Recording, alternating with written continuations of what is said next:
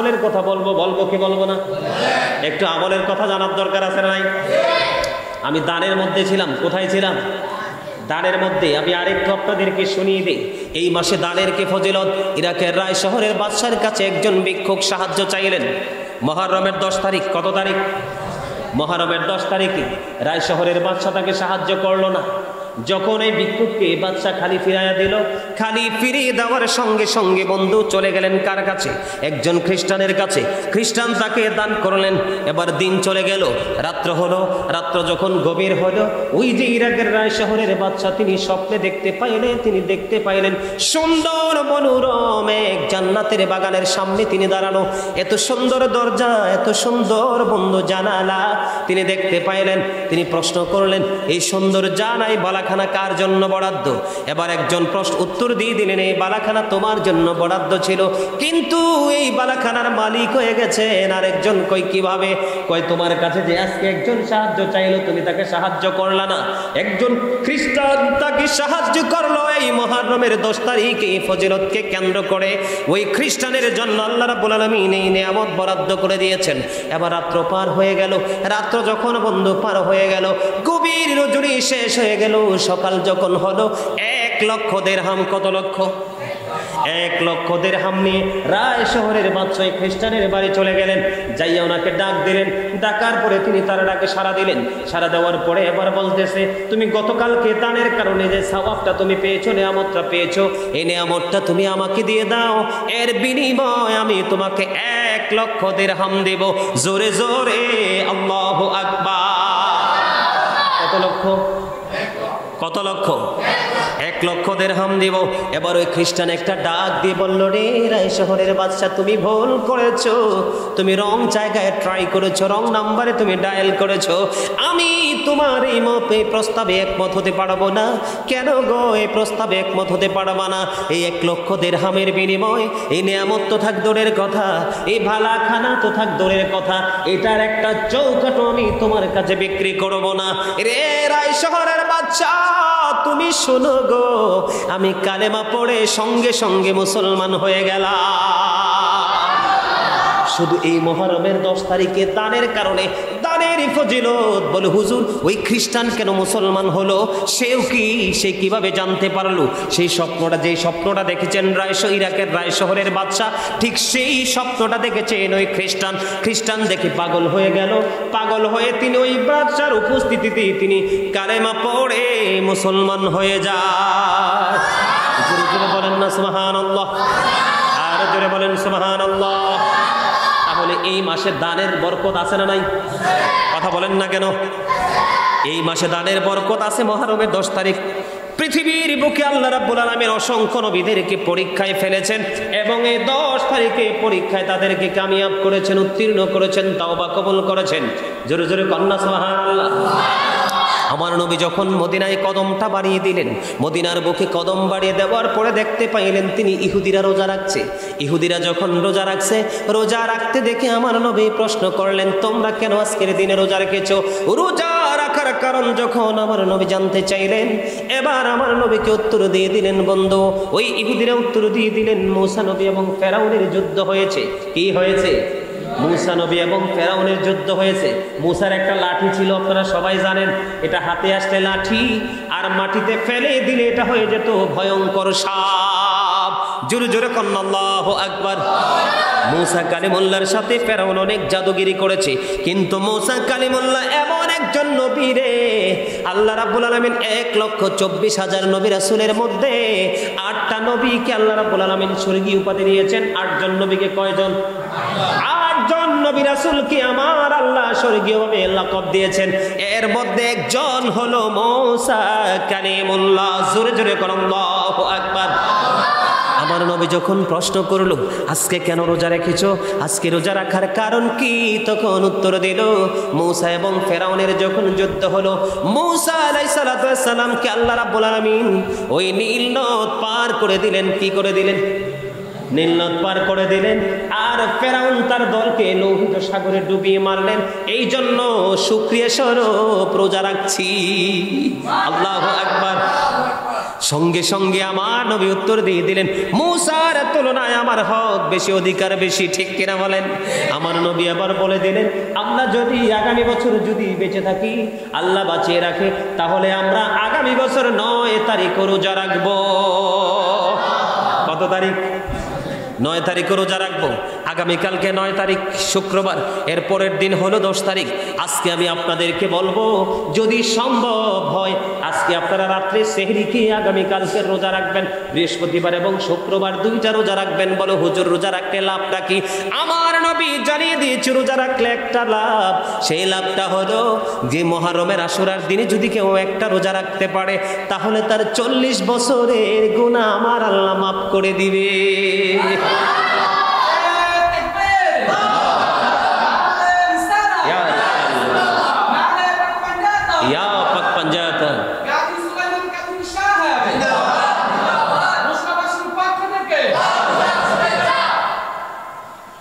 কত বছরের গুনার কাফারা? একটা রোজা রাখার কারণে 40 বছরের গুনার কাফারা হয়ে যায়। অন্য হাদিস শরীফের মধ্যে এসেছে 10,000 ফেরেশতার সমান সওয়াব তার আমলনামায় দিয়ে দেওয়া হয়। জোরে জোরে সুবহানাল্লাহ। বন্ধু, আমি আপনাদেরকে জানানোর জন্য শুধু বলছি, শুধু বোঝার জন্য বলছি। গতকালকে সারাটা দিন, প্রায় সারাটা দিনই আমার গ্রামের বাড়িতে ছিলাম। প্রায় অনেক সময় গ্রামের বাড়িতে সময় দিয়েছি বন্ধু। বাড়ি বাড়ি ঘুরে ঘুরে খোঁজ নিয়েছি কে কে রোজা রাখবে। এই যে রোজা রাখবে বলছে, তাকে 2 দিনের রোজার ইফতারির টাকা দিয়ে এসেছি, ঠিক নি রে? ওই যে আমার এই পিচ্ছিরে নিয়ে গেছিলাম বন্ধু, যে রোজা রাখবে বলছে তাকে 2 দিন 2টা রোজা রাখবে, 2টা রোজা রাখার জন্য তাবারুক ইফতারি করার জন্য টাকা দিয়েছি বন্ধু। দুনিয়ার মানুষকে খুশি করার জন্য না বন্ধু, একটা মাত্র কারণে বন্ধু, সেই কারণটা হলো আমি ইফতারির জন্য টাকা দিয়েছি। এই কারণে আমার নবী বলে দিয়েছেন, কেউ যদি মুহররম মাসে একটা রোজাদারকে যদি তোমরা ইফতারি করাতে পারো, তাহলে গোটা পৃথিবীর উম্মতকে ইফতারের সমান সওয়াব দিয়ে দিবে আমার আল্লাহ তোমার আমলনামায়। একটা রোজাদারকে কয়টা? একটা রোজাদারকে যদি তুমি ইফতার করাতে পারো, কয়টা রোজাদার?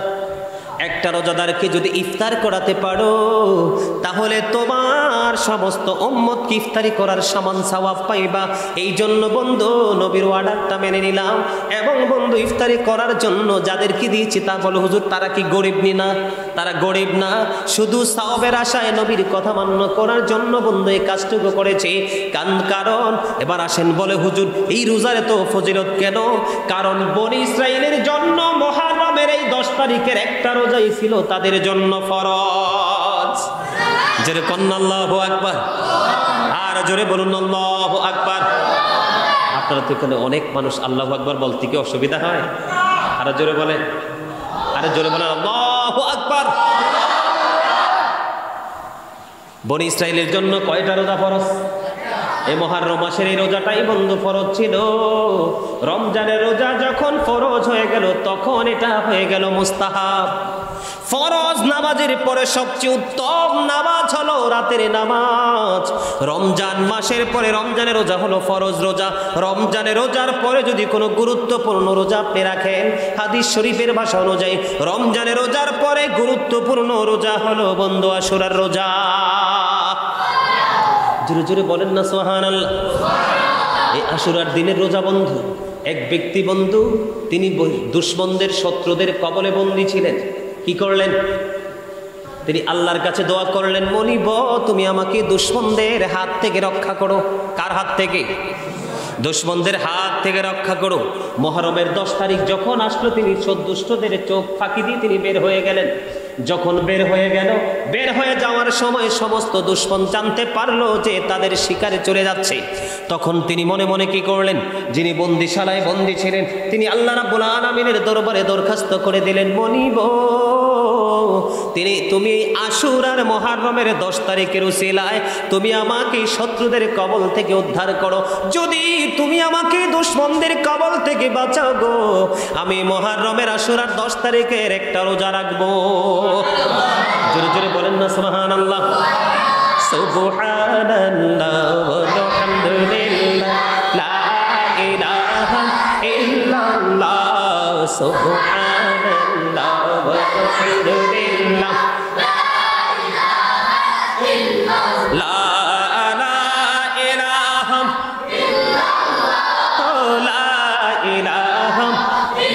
ইল্লাল্লাহ সুবহানাল্লাহ ওয়ালহামদুলিল্লাহ লা ইলাহা ইল্লাল্লাহ মুহাম্মাদুর রাসূলুল্লাহ সাল্লাল্লাহু আলাইহি ওয়াসাল্লাম। আপনারা মনে ক্লান্ত হয়ে পড়ছেন না? আমার কাছে সেই মজা লাগতেছে। আপনারা তো জানেন না মাসের ফজিলত যে কত বেশি, এই মাসের বরকত যে কত বেশি। আপনি যদি এই মাসে, এই যে সামনে শনিবার 10 তারিখ, শুক্রবার সন্ধ্যা শুরু হওয়ার সাথে সাথে 10 তারিখ শুরু, এই সময়ের মধ্যে আপনি আল্লাহর কাছে যা চাইবেন তাই আল্লাহ আপনাকে দিবে। আপনি আল্লাহর কাছে যা চাইবেন তাই দিবে। তওবা করবেন, কবুল হবে। আদম সফিউল্লাহকে আল্লাহ রাব্বুল আলামিন জান্নাত থেকে বের করে দিয়েছেন না? কথা বলেন না কেন? গন্ধম খাইতে নিষেধ করছে, আদম হাওয়া মিলে গন্ধম খাইছে। আল্লাহ রাব্বুল আলামিন কি বলছে? কুল নাহবিতু মিনহা জামিআ। আল্লাহ জান্নাত থেকে বের করে দিলেন। আল্লাহ বলছে you get down all from here. Allah জান্নাত থেকে বের করে দিলেন। কি করে দিলেন? আল্লাহ রাব্বুল আলামিন আদম হাওয়াকে তওবা করার পরে ক্ষমা করেছেন। এই মুহররম মাসের 10 তারিখে আদম দোয়া করেছেন, রব্বানা যালামনা আনফুসানা ওয়া ইল্লাম তাগফির লানা ওয়া তারহামনা লানাকুনান্না মিনাল খাসিরিন। জোরে জোরে বলুন আল্লাহু আকবার। সফিউল্লাহ তওবা করে ক্ষমা পেয়েছেন এই মুহররমের 10 তারিখে। বন্ধু, আমি ছোট্ট করে বলে দিচ্ছি আপনাদেরকে, কারণ অনেক সময় হয়ে গেছে। আমি আপনাদেরকে জানাতে চাই, এবার তিনি কি করলেন? বাঁচার জন্য আকুতি মিনতি করছেন কার কাছে? আল্লাহ রাব্বুল আলামিনের কাছে দরখাস্ত দিতে দেরি রে, সঙ্গে সঙ্গে সমস্ত দুশমনের চোখ আল্লাহ কানা করে দিছে। তিনি বের হয়ে গেলেন। কি হয়ে গেলেন? তিনি দুশমনদেরকে ফাঁকি দিয়ে বের হয়ে গেলেন। বের হয়ে যাওয়ার পরে তিনি রোজা রাখলেন মুহররমের 10 তারিখ। তিনি যখন রোজা রাখলেন, রোজা রাখার পর ইফতারের সময় হলো, কিন্তু ইফতার করার মতো কোনো কিছুই নাই। ইফতারের সময় যখন হলো, কোনো কিছু নাই রে। ইফতার বন্ধু কেমন করে করবে? ইফতারের সময় ওনার তন্দ্রা আসলো।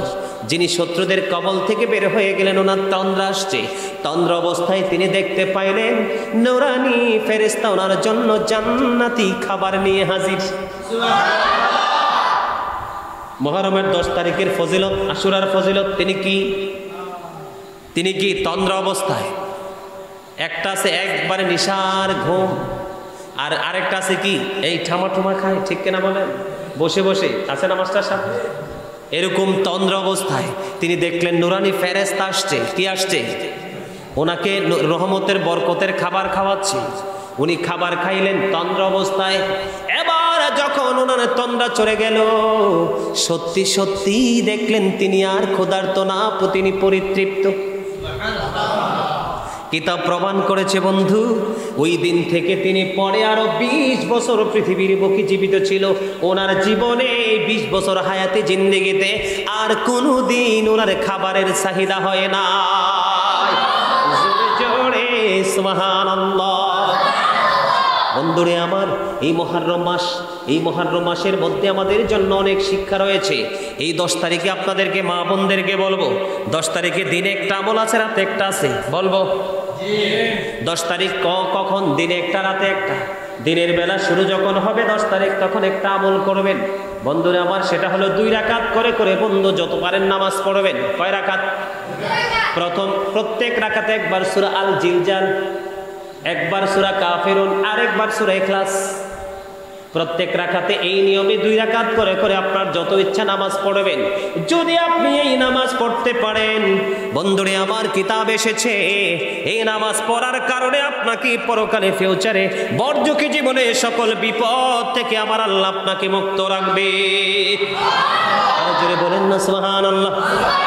রাতের বেলা একটা টাইমের খবর পাইলাম, সুবহে সাদেকের পড়বে 10 তারিখ। কখন? তার মানে শুক্রবারে রাত্রে, শনিবার না, কারণ শনিবারে পরে আর 10 তারিখ থাকে না।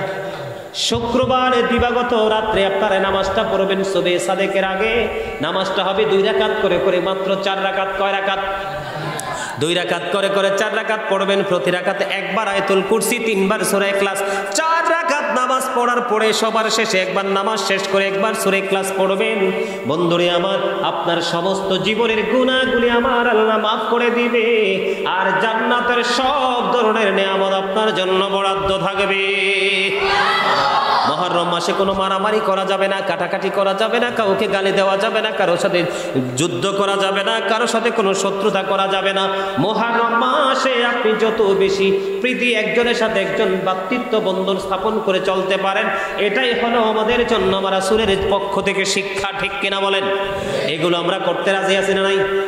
মাঝখান দিয়ে আমি আপনাদেরকে একটু ট্রেনিং দিয়ে দিলাম আমল সম্পর্কে। এবার আমি ইমাম হুসাইন রাদিয়াল্লাহু তাআলা আনহুর কাছে যাব। পাক পাঞ্জাতন মানে 5টা নাম। কয়টা নাম?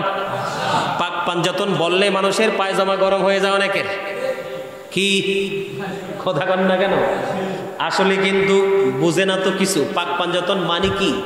মনে করে নতুন শব্দ, পবিত্র। 5টি পবিত্র নাম। প্রথমে যদি বলি আপনার আমার নবী, কি প্রথম কে? রাসূল সাল্লাল্লাহু আলাইহি ওয়াসাল্লাম। 2 নম্বরে হলো কে জানেন? রাসূলের পাওয়ার আছে না নাই? কথা কয় না।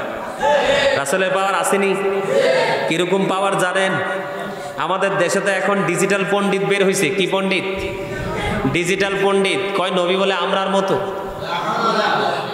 আর আমার নবী বলে ক্বালা আইয়ুকুম মিসলি, তোমরা কে আছো আমার মতো। ওই আজ থেকে 1450 বছর আগে আমার নবী চ্যালেঞ্জ করেছেন, ক্বালা আইয়ুকুম মিসলি, তোমরা কে আছো আমার মতো। এখনো পর্যন্ত কেউ হাত তুলতে পারে নাই। কথা বলেন না কেন? এখনো পর্যন্ত কি করতে পারে নাই? তার মানে আমার নবীর মতো কেহই নাই। ঠিক কিনা বলে? আল্লাহ বলেছেন মাইয়ুতির রাসূলা ফাকাদ আতা আল্লাহ, হি হো ওবিস দ্য এপস্টিল ওবিস আল্লাহ। যেই ব্যক্তি রাসূলের নির্দেশ মানলো সেই যেন আল্লাহর নির্দেশ মানলো। তো এখানে কি আপনার আমার মতো বোঝা যায়? There is no God but Allah. Muhammad Rasulullah sallallahu alaihi wasallam is the messenger of Allah. সুবহানাল্লাহ বলেন না কেন? কালিমায়ে তাইয়্যিবা, এই কালিমায়ে তাইয়্যিবা দিক কয়টা? 2টা। একটা হলো তাওহীদ, লা ইলাহা ইল্লাল্লাহ। There is no God but Allah. আল্লাহ ব্যতীত কোনো উপাস্য নেই, কোনো ইলাহ নেই। ঠিক কিনা বলেন? মুহাম্মাদুর রাসূলুল্লাহ সাল্লাল্লাহু আলাইহি ওয়াসাল্লাম ইজ দ্য মেসেঞ্জার অফ আল্লাহ। ঠিক কিনা বলেন? একদিকে তাওহীদ, আরেকদিকে রিসালাত, একদিকে স্রষ্টা, আরেকদিকে সৃষ্টি, একদিকে আল্লাহ আর একদিকে আল্লাহর প্রিয় হাবিব হাবিবুল্লাহ। প্রথম সদস্য, পাক পাঞ্জাতনের প্রথম সদস্য আপনার আমার নবী। আমার নবী হলো শুরু এবং শেষ। কথা বল না কেন? রাসূল কি বলছে বলবো? আমার রাসূল বলছে I am from the light of Allah and everything has been created from my light. আমি আল্লাহর নূর থেকে, সৃষ্টির সব কিছু আমি নবীর নূর মোবারক থেকে। আপনারা দুর্বল। নূর বললেও তো অনেকের পুরা মাথা হট হয়ে যায়। একদম এত বেশি হয় মনে হয় এখনই আউট হয়ে যাবে সব। নূর বললে মাথা গরম হয়ে যায়। নূর হলো আরবি শব্দ, বাংলাতে বলা হয় আলো, ইংলিশে বলা হয় লাইট। এই জন্য রাসূল বলেছে I am from the light of Allah, আমি আল্লাহর নূর থেকে। And everything has been created from my light, সৃষ্টির প্রত্যেকটা বস্তু আমি নবীর নূর থেকে। সাবধান, নবীর সাথে কোনো বেয়াদবি করা যাবে না। পাক পাঞ্জাতনের প্রথম সদস্য। জোরে জোরে কন্যা সুবহানাল্লাহ। আমার নবী সরকারে মদিনা, উনি শুরু, উনি কি এবং শেষ। Our prophet is the last prophet. আমাদের নবী শেষ নবী, এতে কোনো সন্দেহ নেই। আনা খাতাবুন নবিয়্যিন। ঠিক কিনা বলে? পাক পাঞ্জাতন আমার নবীর একটু ব্যাখ্যা আপনার শুনতে ভালো লাগে না? নবীর সম্পর্কে শুনতে ভালো লাগে না? আরে যারা বলেন ভালো লাগে না? অবশ্যই মজা লাগবে, কারণ নবীর প্রেমিক যারা তারা। আমি আপনাদের কি বলি, হযরতে আলী রাদিয়াল্লাহু তাআলা আনহু থেকে হাদিস বর্ণিত। আমার রাসূল বলেছেন ক্বালা মান সাব্বা নাবিয়্যা ফাকতুলহু ওয়া মান সাব্বা সাহাবী ফাদরিবহু। যারা আমার নবীর শানে আঘাত করবে, নবীকে গালি দিবে, নবীকে আঘাত করবে, উম্মত আমি নবী তোমাদেরকে অর্ডার করলাম সঙ্গে সঙ্গে তাকে হত্যা করে ফেলো। আওয়াজ তুলে বলেন সুবহানাল্লাহ।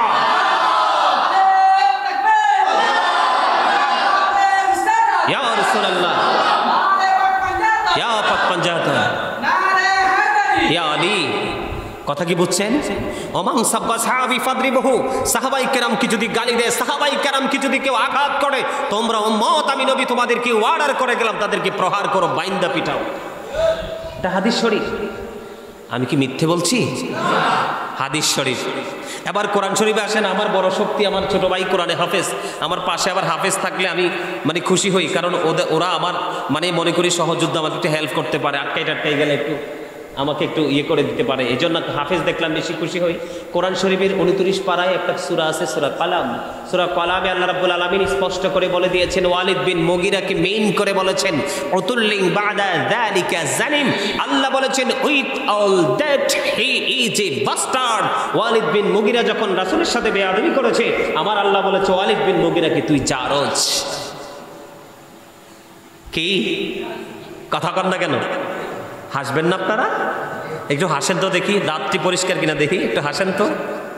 আরে ভাই, আপনারা কি হাসতেও পারেন না? সব সময় ফ্রি মোডে থাকবেন, হাসবেন। যত বেশি হাসবেন, মানুষের সাথে মিশবেন, ফ্রি চলাফেরা করবেন, তত বেশি আপনার মন ভালো থাকবে, হার্ট ভালো থাকবে, তত বেশি আপনার জীবনে সুস্থতা থাকবে।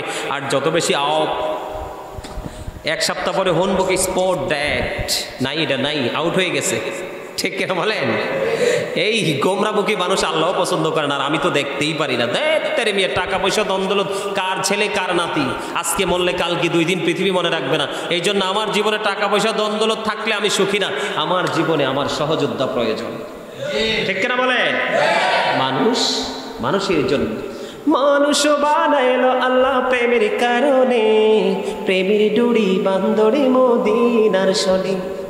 মানুষ বানাইলো আল্লাহ প্রেমের কারণে, প্রেমের ডুরি বান্দরে মদিনার শোনে। আল্লাহ বানাইলেন কত জাতি, আরে চলে না তার প্রেম প্রীতি। আশিক হইয়া বানাই নবী প্রেমের কারণে, আশিক হইয়া বানাই নবী প্রেমের কারণে। প্রেমের ডুরি বান্দরে মদিনার শোনে, বলেন প্রেমের ডুরি বান্দরে মদিনার শোনে। জোরে জোরে মারহাবা। প্রেম না? আরো জোরে বলেন প্রেম কিনা? তাহলে নবীর পাওয়ার আছে না নাই? আমি বেশি ব্যাখ্যা দিতে পারবো না, নবী সম্পর্কে আলোচনা করতে করতে আমার জীবন শেষ হয়ে যাবে, পৃথিবীর আলেমুল আমার লাইফ শেষ হয়ে যাবে, আমার নবী সম্পর্কে তথ্য দেওয়া শেষ হবে না, কারণ আমার আল্লাহর প্রিয় বন্ধু হাবিবুল্লাহ। আরো জোরে বলেন না। 2 নম্বরে হলো কি জানেন বন্ধুরে আমার? 2 নম্বরে যদি বলি মা খাতুনে জান্নাত ফাতেমা, কে? আলীর বিয়ে, ফাতেমার বিয়ে হয়েছে কার সাথে? হযরতে আলীর সাথে। মা ফাতেমা সম্পর্কে একটু আগেই বন্ধু তথ্য দিয়েছি। পাক পাঞ্জাতনের আরেকজন সদস্য বন্ধু ফাতেমা তো সাইয়্যিদাতু নিসাই আহলিল জান্নাহ। আমার নবী বন্ধু চমৎকার ভাবে বলেছেন মা খাতুনে জান্নাত ফাতেমা, জান্নাতে সকল মুমিনাদের সরদারিনী। জোরে জোরে সুবহানাল্লাহ।